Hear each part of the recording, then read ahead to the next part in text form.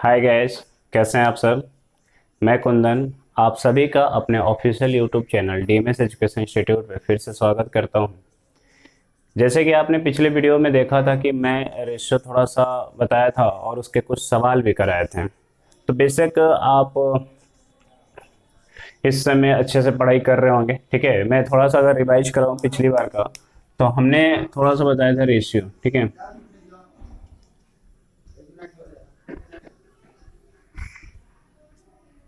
मैंने आपको बताया था रेशियो यानी कि अनुपात। इसमें होता क्या है कि कंपैरिजन होता है दो या दो से अधिक वस्तुओं के बीच, और इनकी यूनिट क्या होती है, सेम होती है। जब कभी भी आप कंपैरिजन करते हो तो उनकी यूनिट क्या रखते हैं, सेम रखते हैं, तभी कंपैरिजन होगा, अदरवाइज कंपैरिजन नहीं होगा। दूसरी चीज हमने ये बताया था जो आपको थोड़ा सा याद रखना है, सवाल करते करते सारी चीजें समझ में आ जाएंगी। बस दो पॉइंट है कि रेशियो के प्रत्येक टर्म में आप किसी भी संख्या से मल्टीप्लाई कर सकते हो। ठीक, प्रत्येक टर्म में आप किसी भी संख्या से डिवाइड भी कर सकते हो। जैसे मैंने कल भी बताया था कि अगर ए रेशियो बी कहीं पे लिखा है 2:3, तो इसको हम लोग लिख सकते हैं A divide by B is equal to 2/3। कुछ सोचो यार, अगर हम ऊपर और नीचे यानी न्यूमरेटर और डिनोमिनेटर में किसी संख्या से मल्टीप्लाई कर दे, ऊपर भी 5 से करते और नीचे भी 5 से, क्या इसके रेशियो में कोई फर्क पड़ेगा? नहीं। 10/15 इक्विवेलेंट, इसको रेशनल नंबर बोलते हैं, जो पिछली वीडियो में भी बताया था। तो खैर a/b यानी कि 10/15 आप इसमें किसी भी संख्या से मल्टीप्लाई कर सकते हो। सोचो अगर कहीं पे a/b लिखा हुआ है 20:25, इसका मतलब है a divide by b is equal to 20 divide by 25। अगर हम इसमें डिवाइड कर दें, दोनों में 5 से डिवाइड कर दें, क्योंकि ये हो रहा है 5 से डिवाइड, अगर 5 से डिवाइड करते हैं तो ये 4 हो जाएगा और ये 5 हो जाएगा, यानी कि इसमें भी कोई फर्क नहीं पड़ता है। तो आप रेशियो के प्रत्येक टर्म में किसी भी संख्या से मल्टीप्लाई या डिवाइड कर सकते हैं, जिससे रेशियो में कोई फर्क नहीं पड़ेगा। अब थोड़ा सा आगे, जहाँ से हम लोगों ने पिछले वीडियो में सवाल करना बंद किया था, उसी के आगे अगर मैं बात करूँ तो एक छोटा सा और एग्जाम्पल ले लेते हैं। A divide by B plus सी बराबर 5 डिवाइड बाई 9, समझना जरा इसको। और दूसरा हमने लिया है बी रेशियो सी प्लस ए 2/5।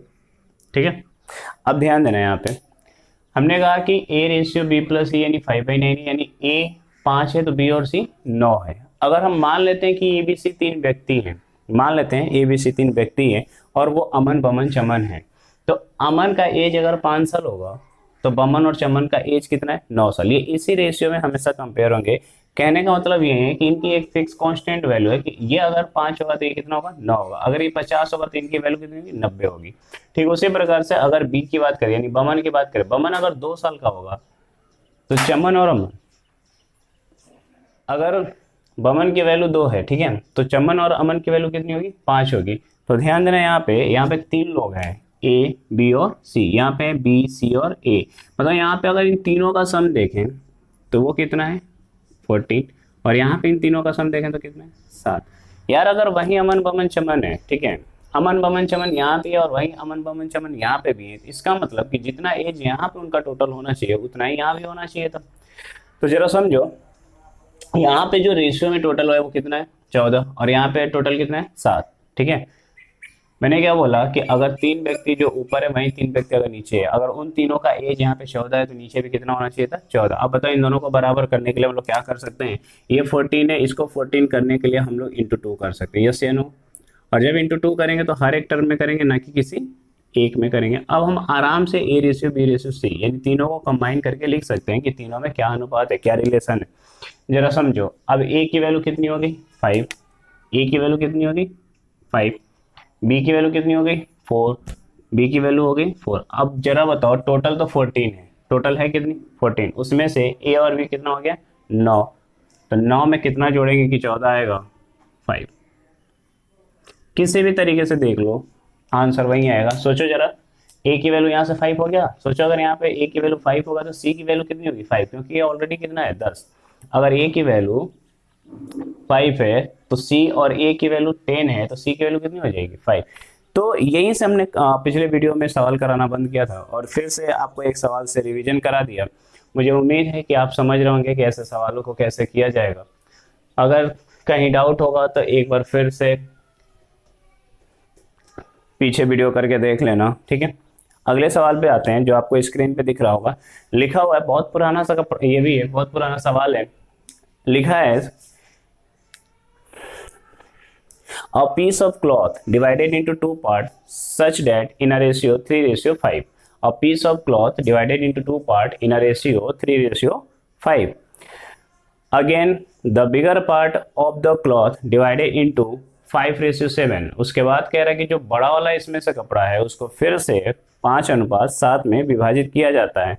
तो बताइए उन तीनों पार्ट का अनुपात क्या होगा। फिर से समझना जरा सवाल क्या दे रखा है। ये कह रहा है कोई कपड़ा है, ठीक है, इसको दो भाग में डिवाइड किया गया है और वो दो भाग है 3:5, ठीक। यानी कि अगर पहला वाला, सोचो जरा, मैं शुरुआत से बताते चल रहा हूँ कि यूनिट हमेशा ध्यान में रखो, है ना। अगर ये पहला वाला 3 मीटर का होगा तो दूसरा वाला 5 मीटर का होगा, तो ये कंबाइन कितने मीटर का होना चाहिए था, 8 मीटर का। मैंने मान लिया कि अगर एक कपड़ा 8 मीटर का है तो वो 3 मीटर और 5 मीटर में क्या किया गया है, डिवाइड कर दिया गया। मैं कहता हूँ अगर ये 30 मीटर का होगा तो डेफिनेटली कितना होगा, 50, क्योंकि अगर इसमें 10 से गुणा कर रहे हैं तो इसमें भी 10 से गुणा करेंगे ताकि रेशियो में कोई फर्क ना पड़े। जो सवाल में दे रखा है 3:5 उसमें कोई चेंजेस ना है। तो सोचो अगर ये 3 मीटर ये 5 मीटर का कंबाइन कितना रहा होगा, 8 मीटर। फिर ये कह रहा है कि जो बड़ा वाला है इसको दो भाग में बांट दिया गया, 5:7। ज्यादातर स्टूडेंट करते क्या है, कहते हैं पहला 3, दूसरा 5 और तीसरा 7, जो कि गलत है। आप एक बात बताओ, एक कपड़े को दो भाग में किया गया 3 और 5 में, और फिर 5 वाले को क्या हम 5 और 7 मीटर में तोड़ सकते हैं? अगर 5 मीटर कपड़े को 5 और 7 में तोड़ पाते तो हम लोग आराम से यहाँ पे 3, 5 और 7 आंसर कर लेते, लेकिन ऐसा नहीं है। अब सोचो जरा, 5 मीटर के कपड़े को 5 और 7 में हमने किया, सोच के देखो ये टोटल कितना है, 12। एक बात बताओ, अगर ये 12 मीटर है तो एटलीस्ट ये भी 12 होना चाहिए था ना, लेकिन ये कितना है, 5, ठीक है। तो अब करना क्या है इसमें, हम लोग क्या करेंगे ना कि जिस नंबर से दो पार्ट बने हुए हैं, जिस नंबर से दो पार्ट बने हुए तो इन दोनों का सम इस नंबर के बराबर होना चाहिए। ऑब्वियस सी बात है, अगर 5 मीटर के कपड़े को दो भाग में करोगे तो उनका दोनों का सम 5 होना चाहिए, लेकिन अगर यहाँ पे 12 है तो ये भी 12 होना चाहिए। तो बताओ ये 12 और 5 को बराबर करने के लिए, इक्वल करने के लिए, अगर ऊपर हम 12 से मल्टीप्लाई कर दें और नीचे 5 से कर दें, 12 से करोगे तो आप दोनों में करोगे, ठीक है। तो अगर इसमें करेंगे 12 से तो जो फर्स्ट पार्ट होगा, फर्स्ट पार्ट वो होगा 36, समझना। इसमें जब 12 से करेंगे तो ये 60 हो जाएगा, और इस 60 को दो पार्ट में डिवाइड कर दिया गया। जब इस 60 को दो पार्ट में डिवाइड किया गया तो 5 और 7, और इसमें कितने से मल्टीप्लाई किया गया है, 5 से। तो जब ये 5 से मल्टीप्लाई करेंगे तो सेकेंड पार्ट आपका बन जाएगा 25, और फिर जब 5 से मल्टीप्लाई करेंगे तो जो थर्ड पार्ट बनेगा वो बनेगा 35। ये आपके इस सवाल का उत्तर है। तो मेरा कहने का मतलब ये है कि रेशियो के टर्म को समझना जरूरी है। आप डायरेक्टली आंसर कुछ भी नहीं लिख सकते हो, बस आपको ये समझ में आना चाहिए कि किस रेशियो में क्या बोला गया है। आपको उसके लैंग्वेज पे फोकस करनी चाहिए। अगर आप एक बार लैंग्वेज समझ गए तो फिर ये सारे के सारे आसान हो जाते हैं सवाल। देखो फिर से मैंने कहा, ये कपड़ा है जिसको 3 और 5 में तोड़ा गया था, फिर 5 को 5 और 7 में तोड़ा गया है, तो 5 को और 5 और 7 में तोड़ा गया, तो ये 5 और 7 12 है, तो वो भी 12 मीटर का होना चाहिए था, लेकिन वो 5 मीटर का है। तो 5 और 12 को बराबर करने के लिए हमने 5 से ऊपर मल्टीप्लाई, 12 से ऊपर कर दिया, और 5 से नीचे क्रॉस मल्टीप्लाई कर देते तो इक्वल हो जाता है। चलो एक और एग्जांपल मैं ले लेता हूं, ध्यान देना।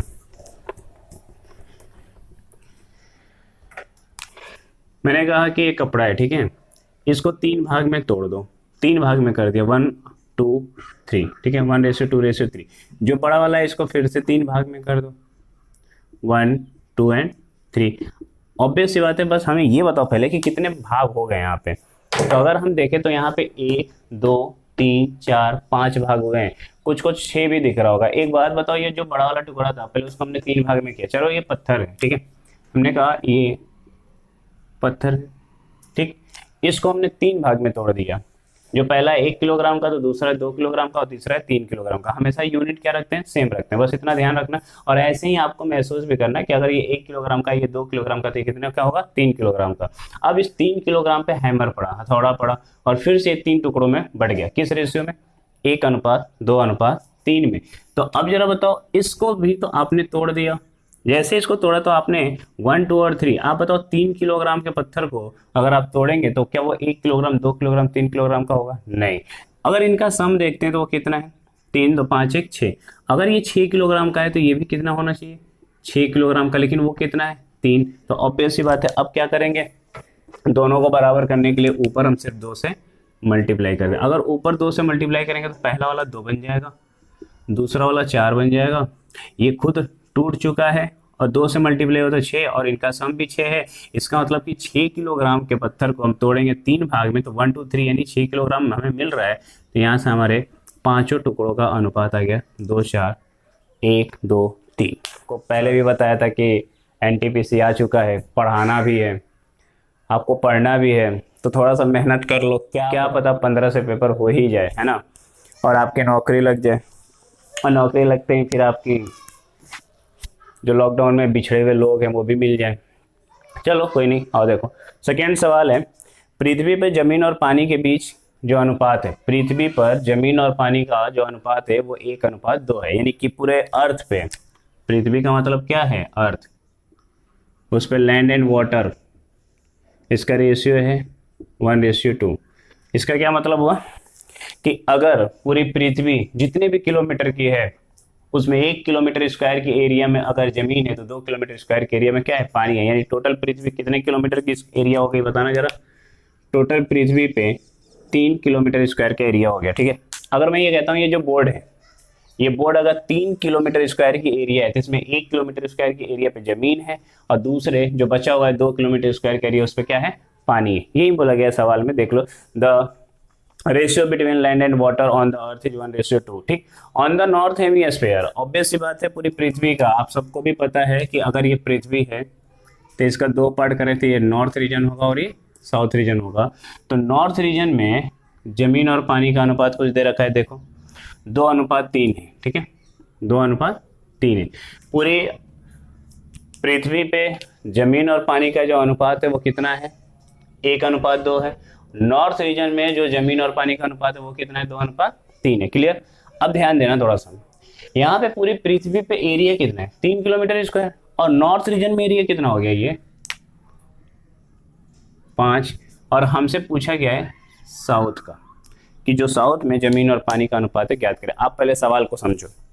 मैं ये कह रहा हूँ कि पूरी पृथ्वी पे जमीन भी और पानी भी है, ठीक, पूरी पृथ्वी पे जमीन भी और पानी भी है, जिसमें ये बोला गया है कि जो इसमें जमीन है अगर वो 1 किलोमीटर स्क्वायर के एरिया में है तो पानी किसमें है, 2 किलोमीटर स्क्वायर के एरिया में होगा, ठीक है। उसके बाद कह रहा है कि ये जमीन पानी का जो रेशियो है वो नॉर्थ रीजन में, इस रीजन में 2:3 है। आप जरा सोच के देखो, अगर पूरी पृथ्वी 3 किलोमीटर स्क्वायर की एरिया है, अगर पूरी पृथ्वी 3 किलोमीटर स्क्वायर की एरिया, तो नॉर्थ रीजन कितना होगा, 1.5 होगा ना, 5 तो नहीं होगा ना। इसका मतलब ये हुआ कि जो नॉर्थ रीजन में एरिया है 5, इसका 2 गुना होना चाहिए। तो इसका 2 गुना कैसे बनाया जाए, जरा समझना। अगर हम इसको 15 बना लें और इसको हम 30 बना लें तो क्या ये 2 गुना होगा, फिर से समझना, ये बहुत आसान है, आप धीरे धीरे आपको भी समझ में आ जाएगा। हमने इसमें 3 से मल्टीप्लाई किया और इसमें 10 से, ऐसा क्यों, जब आप इसमें 3 से मल्टीप्लाई करोगे तो 5 × 3 15, यानी नॉर्थ रीजन का जो एरिया है वो 15 बन गया। नॉर्थ रीजन का एरिया कितना बन गया, 15। तो पूरी पृथ्वी का कितना होगा, 30। क्यों, क्योंकि अगर ये 15 है तो ये भी 15 होगा, और 15 और 15 मिलाकर कितना होना चाहिए, 30। तो हमने क्या किया, यहाँ से थोड़ा सा ऑब्जर्व किया कि ये 15 बन रहा है और ये 30 बन रहा है, जो आप भी कर सकते हो आगे चल के, इतना भी टफ नहीं है ये। तो जरा बताओ, 3 से मल्टीप्लाई किया 15 बन गया, और ये 10 से मल्टीप्लाई करेंगे तो 30 बन जाएगा। तो जैसे ही 10 से मल्टीप्लाई करोगे तो सोचो ये बन जाएगा आपका 10 और ये बन जाएगा 20। 3 से करेंगे तो ये बन जाएगा 6 और ये बन जाएगा 9। जैसे ही 3 से मल्टीप्लाई करेंगे ये बन जाएगा 6 और ये बन जाएगा 9। देखो 9 और 6 15। मेरा कहने का मतलब ये है कि ये पूरी पृथ्वी पे ये जमीन है, ठीक है, ये क्या है, जमीन है, समझना जरा, ये जमीन है, मैंने ऐसे बनाया। बाकी सब क्या है, पानी है, बाकी सब क्या है, पानी। तो बोला गया था कि पृथ्वी पे जमीन और पानी का अनुपात 1:2। अब हमने उसको किस में कन्वर्ट कर लिया, 10 और 20 में। तो सोचो पूरी पृथ्वी पे अगर पानी 20 किलोमीटर स्क्वायर के एरिया में, तो जमीन कितने में, 10 में। अब इसमें क्या बोला गया, नॉर्थ रीजन में चले जाओ। तो नॉर्थ रीजन में जमीन कितना हो गया, अब देखो पूरा पृथ्वी पे जमीन कितना है, 10 किलोमीटर स्क्वायर, ऊपर और नीचे मिलाकर कितना है, 10, जिसमें से 6 किलोमीटर स्क्वायर का एरिया कहाँ चला गया, नॉर्थ में। 6 किलोमीटर स्क्वायर का एरिया नॉर्थ में चला गया, तो जो बचेगा वो 4 कहाँ पे होगा, साउथ में। इतनी बात समझ में आ रही। दूसरा, पूरी पृथ्वी पे जो पानी है, पूरी पृथ्वी पे जो ये पानी दिख रहा है, वो पानी कितने किलोमीटर स्क्वायर के एरिया में? 20 किलोमीटर स्क्वायर के एरिया में। अगर पूरी पृथ्वी पे पानी 20 किलोमीटर स्क्वायर के एरिया में है और उसमें से नॉर्थ में चला गया है 9, अगर नॉर्थ रीजन में ये पानी 9 चला गया है, तो ऑब्वियस सी बात है साउथ में कितना बचा होगा? 11। और ये इस सवाल का उत्तर है। मुझे उम्मीद है कि आप समझ पा रहे होंगे, इतना भी टफ नहीं है ये। चलो ठीक है, इस पे एक और एग्जाम्पल मैं करा देता हूँ, ध्यान देना। मैं एक छोटा सा और एग्जाम्पल कराता हूँ।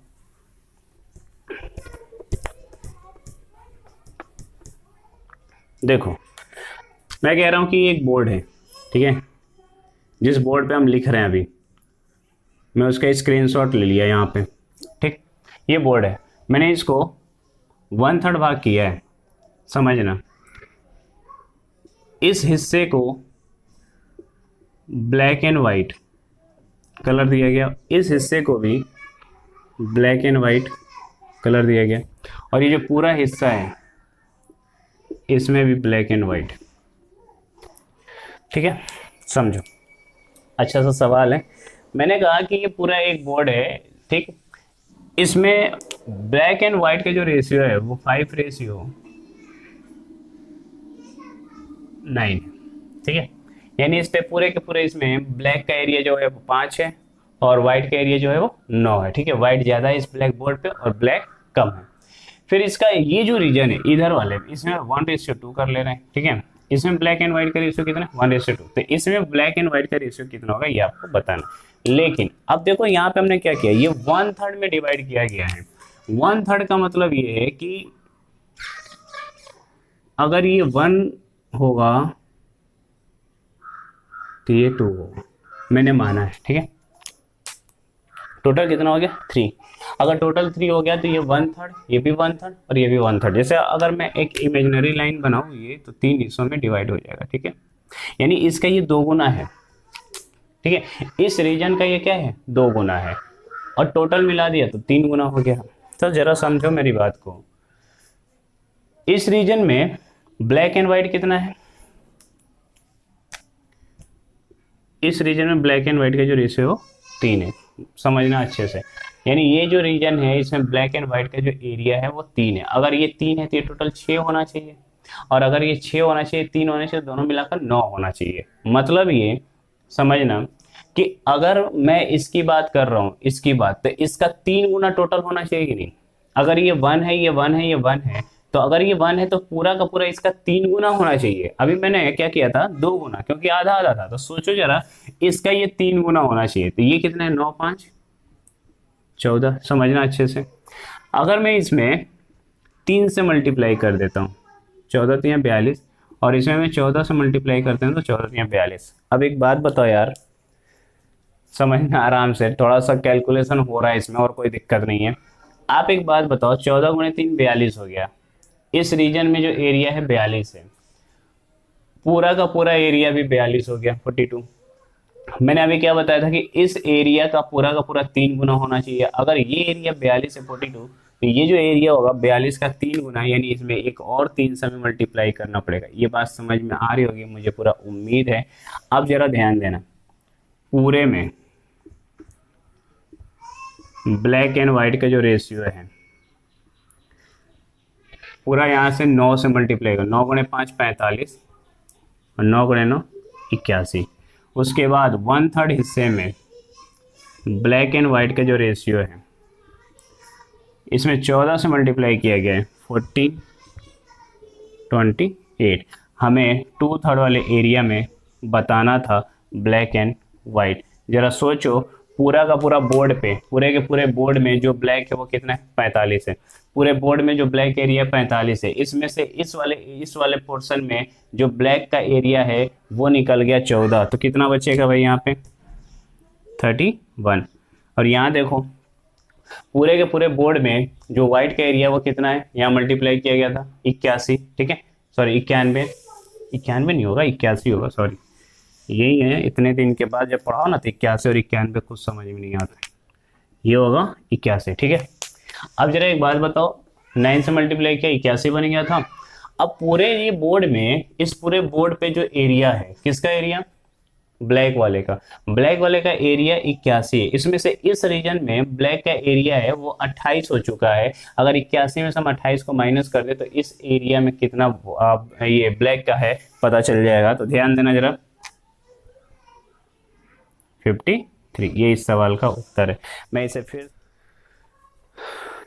तो देखो इसे एक बार फिर से मैं रिवाइज करा दे रहा हूँ। हमने क्या बोला था, एक ये मान लो बोर्ड है, ठीक है। इस बोर्ड पे दो कलर किए गए हैं, एक तो व्हाइट कलर, दूसरा है ब्लैक कलर। तो ब्लैक कलर का कुछ एरिया होगा और व्हाइट कलर का कुछ एरिया होगा। मैंने इसको दो पार्ट में डिवाइड किया है। जब दो पार्ट में डिवाइड किया तो हमने कहा ये 1/3 है, ये 2/3, यानी पूरा का पूरा 3 है। 3 का पहला हिस्सा ये है तो दूसरा हिस्सा ये, ठीक। ये बात समझ में आ गई होगी। फिर हमने कहा था कि पूरे बोर्ड पे जो ब्लैक एंड व्हाइट का जो रेशियो है वो 5:9 है। पूरे बोर्ड पे ब्लैक एंड व्हाइट का रेशियो 5:9 है। इसका ये जो हिस्सा था इसमें ब्लैक एंड व्हाइट का जो रेशियो है वो 1:2 है, ठीक। मेरी यार सबसे गंदी आदत है कि सवाल कराते कराते न्यू सवाल देते हैं और उसमें डेटा का मुझे कोई फर्क नहीं पड़ता। बस कंसेप्ट मुझे पता होता है कि आप अगर कंसेप्ट सही से लगाओगे तो आंसर जरूर आएगा। थोड़ा सा कैलकुलेशन होगा, किसी में नहीं होगा, लेकिन कंसेप्ट कभी गलत नहीं होगा।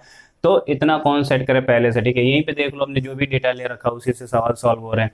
तो यहाँ पे पूरे एरिया में ये 5 और 9 है, ठीक है। और इसमें ये जो छोटा वाला पार्ट है इसमें जो ब्लैक एंड व्हाइट का एरिया वो 1, अब पूरा बोर्ड देख लो ना, 1 मिनट के लिए पूरा बोर्ड देख लो, ठीक है। पूरे बोर्ड पे आपको दिख रहा है कहीं कहीं हमने किससे लिखा है, ब्लैक मार्कर से, और बाकी के व्हाइट है। आप ब्लू वाला भी ब्लैक ही समझो। तो व्हाइट का जो एरिया वो ज्यादा है, ठीक है, और ब्लैक का एरिया कम है। मैंने वही स्क्रीनशॉट लेकर यहाँ पे एक तरफ से बताने की कोशिश कर रहा हूँ कि इस रीजन में जो ब्लैक एंड व्हाइट का रेशियो है कितना है, 1:2 है, और पूरे के पूरे में 5:9 है। अगर हमने जोड़ा इसको, जब इसको हम ऐड कर रहे हैं तो 9 और 5 14 हो रहा है, और 2 1 3 हो रहा है। हम क्यों ऐड कर रहे हैं, ये चेक कर रहे हैं कि अगर इसका पूरा एरिया 3 है, इसका पूरा एरिया 3 है तो टोटल 9 होना चाहिए।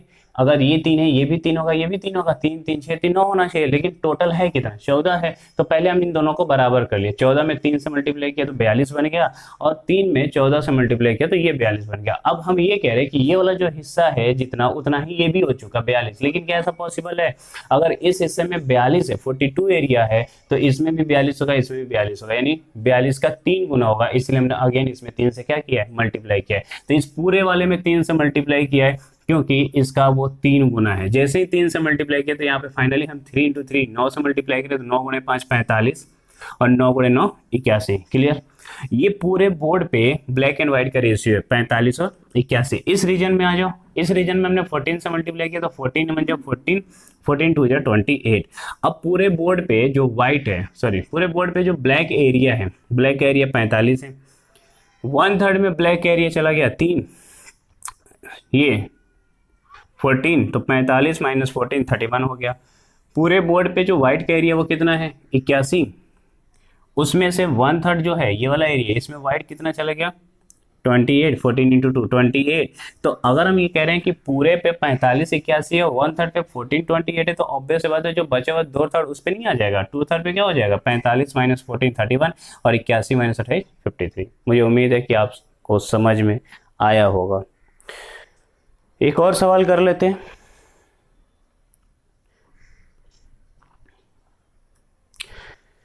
एक छोटा सा सवाल कराते हैं पहले, ठीक है, फिर आगे अगली बार इसी कंसेप्ट पे एक और भी सवाल कर लेंगे।